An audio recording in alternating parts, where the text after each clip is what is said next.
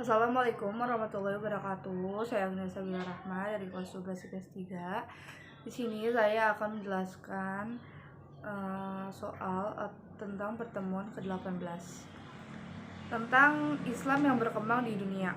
Yang pertama, perkembangan Islam di benua Asia. Ada India. Islam masuk ke India pada abad ke-7, kemudian agama Islam dapat berkembang dengan pesatnya di sana. Bukti berkembangnya Islam di India adalah dengan berdirinya kerajaan-kerajaan Islam serta peninggalannya. Berikut adalah kerajaan-kerajaan Islam di India. Yang pertama ada kerajaan Sabak Takin, yang kedua kerajaan Ghazi, yang ketiga kerajaan Malik, yang keempat kerajaan keturunan Krizi, yang kelima ada kerajaan Taglak. Kemudian ada Pakistan. Pada abad ke-13 sampai dengan agama Islam berkembang dengan pesat, Islam di Pakistan dapat berkembang dengan pesat sehingga Pakistan merupakan negara dengan penduduk Islam terbesar kedua di dunia. Yang ketiga ada Afghanistan. Agama Islam masuk ke Afghanistan sejak masa Khalifah Umar bin Khattab. Perkembangan Islam di Afghanistan selanjutnya berjalan dengan pesat, tidak ada hambatan dengan murni penduduk Afghanistan 99% penduduknya adalah agama Islam. Kemudian ada Tiongkok. Agama Islam masuk ke wilayah Tiongkok sekitar abad ke-10, yaitu langsung dari Arab dan para saudagar yang datang dari India. Yang berikutnya adalah Singapura. Perkembangan Islam di Singapura boleh dikatakan tidak ada hambatan baik dari segi politik maupun birokratis. Kemudian ada Thailand. Agama Islam masuk ke Thailand melalui kerajaan Pasai atau Aceh. Kemudian ada Filipina. Muslim di Filipina adalah minoritas dan nasib mereka sangat memprihatinkan. Umat Muslim mendapatkan gangguan, tekanan, bahkan pembasmian dari pihak-pihak yang memusuhinya. Kemudian ada Malaysia atau Malaka. Perkembangan agama Islam di Malaysia makin pesat dengan bukti banyaknya masjid yang dibangun, juga terlihat dari penyelenggaraan jamaah haji yang baik. Kemudian ada Brunei Darussalam. Agama Islam di Brunei dapat berkembang dengan baik tanpa ada hambatan. Bahkan agama Islam di Brunei merupakan agama resmi di negara Brunei Darussalam.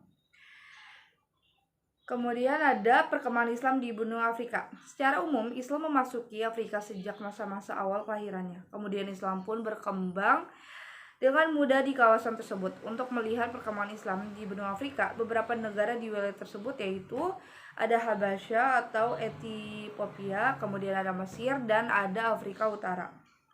Yang ketiga, perkembangan Islam di benua Amerika.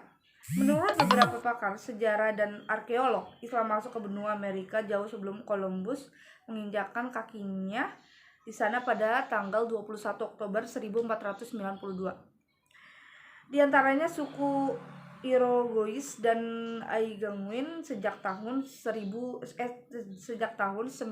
Masehi. Semua agama Islam dianggap agama para imigran Timur Tengah atau Pakistan yang bertempat tinggal di beberapa kota.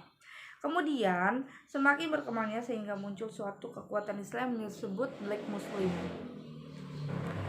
Yang keempat ada perkembangan Islam di benua Eropa. Pembahasan tentang perkembangan Islam di benua Eropa pada bab ini dibatasi pada beberapa negara sehingga sebagai gambaran umum tentang keberadaan Islam di Eropa. Yang kelima, perkembangan Islam di benua Australia.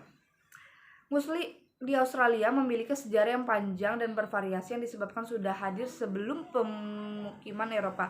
Beberapa pengunjung awal Australia adalah Muslim dari Indonesia Timur. Mereka membangun hubungan dengan daratan di Australia sejak abad ke-16 dan 17. Masjid pertama di Australia Selatan pada 1861 yaitu yang dibangun di Adelaide pada tahun 1890 dan satu lagi didirikan di Broken Hill. Kita lanjut ke soal yang kedua, yaitu faktor-faktor yang menyebabkan kemajuan Islam di dunia. Muhammad Ihsan Syari atau peneliti PSPI Solo berpendapat bahwa awal mula kebangkitan peradaban Islam dapat ditelusuri dari perkembangan ilmu pengetahuan dan kegiatan intelektual di Baghdad dan Cordoba. Pada masa pemerintahan Al-Ma'mun, ia mendirikan Bait Al-Hikmah Abdul Karim pada tahun 2007. Pendidikan sekolah yang terkenal ini melibatkan sarjana Kristen, Yahudi, dan Arab.